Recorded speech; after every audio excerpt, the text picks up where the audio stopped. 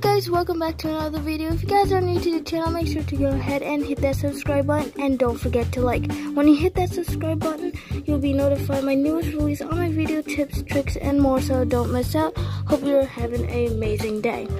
So guys, in today's video, it's going to be a little bit different than normal.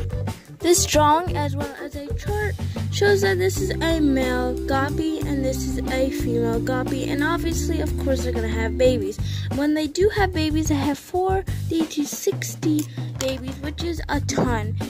One of my first videos that I posted up was called the title Fish, and that was when I had my guppies, and it was about a year ago when I had them, and I just got really tired of them, so I just tried to raise different kinds of types of fish, but that didn't really work out. So I'm gonna be today going to the store and getting guppies and redoing the whole cycle, so that way maybe I could get more baby guppies. If you can imagine, 40 to 60 baby guppies in this 10-gallon tank is a lot of dirty water, and that's exactly what happened. So pretty much a lot of them had to be dead, and since the filter was so strong enough to suck them, they would just go right in the filter, and I would have a hard time getting out, and half of them wouldn't make it out. So the ones that did survive, I'll put them into a baby care, which looks just like this. I would use this to raise my baby guppies in this little breeder.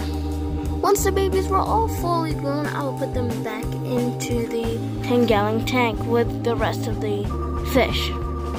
When I raised the baby guppies, what would happen was that there would be more males than females. So let's say if 15 of them survived, 14 males and 1 female will be left. Now, this is more like an exaggeration, but you can get an idea that there would be more males than females. In a way, that is good, because if a male wanted to mate with a female, there would have to be more females than a male. Because if there's more males with the female, then the males will fight over the female, and it could get pretty nasty. So as you can see, it is not a very good idea to have 1 female and 2 males like I just explained, and it is better to have 2 females and 1 male, so that the male has 2 options to mate with. So my shopping list today at PetSmart is 2 females and 1 male. So with that being said, with all the cycle and stuff, I'll be posting up new videos on my progress. If all goes well, we should be getting babies in maybe a week or so.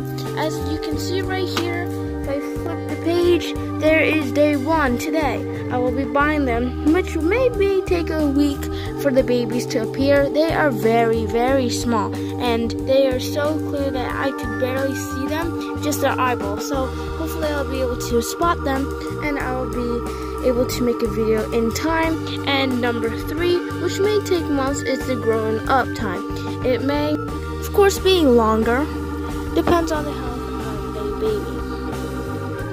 Alrighty, so now I got my guppies right here. I've been waiting about 15 minutes. So what I do is, once you got the purchase and you got home, you want to put the container inside of the tank so that the water temperature and the guppies will get used to the water temperature, so it won't be freezing cold or warm, and so there won't be that much of a difference. So when the bag releases and they go in, they'll feel right at home. So as you can see, if you can tell that the males are more handsome than the females. I don't know why, but that's how it is. If you can see that the male has just all red, the body's all red, except for the belly, and the 2 females. One is partially blue and another one is red and black. If you notice very carefully, this guy right here is a ghost shrimp. I was trying to get the PetSmart employee to get the shrimp with eggs, so I can also raise some shrimp, but she picked accidentally the wrong one that I didn't have in mind, but that's okay. I'm going to be using a green net. I have over like 50 of these. Scissors, so I can cut the container that the guppies are in. So if you guys are looking into like breeding some kind of fish, I do recommend breeding guppies. Guppies are pretty much the easiest ones that you can get babies out of. Not that any other species are harder, but this one comes out to be the easiest one. Guppies eat bloodworms and tropical flakes, whatever one works for you. Either one will do, but just keep in mind if you have babies, their mouths will be smaller, so it's better to have flakes so you can crumble them up and put them into the tank. Using the scissors, I'm going to be making a hole and take the fish out. So when you get the fish, normally what comes with is the water. I do not recommend dumping the water into your own water because normally the water that you get from the store is really dirty. Alrighty guys, so I just fished out all of my guppies into the tank, and right now I cannot find my ghost shrimp, but he is really, invisible, so probably he's somewhere in the tank, hopefully.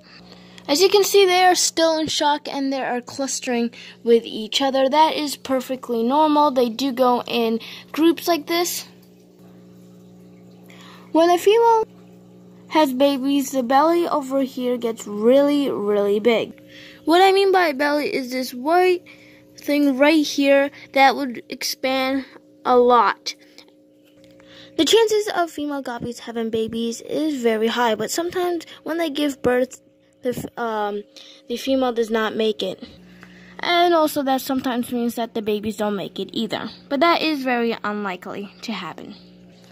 Alrighty, so thank you guys for watching this video. I hope you guys enjoyed it and you learned a lot of tips on how to keep guppies happy, as well as my journey to getting babies successfully. And like I said again, make sure to go ahead and hit that subscribe button and go ahead and check out my other videos as well.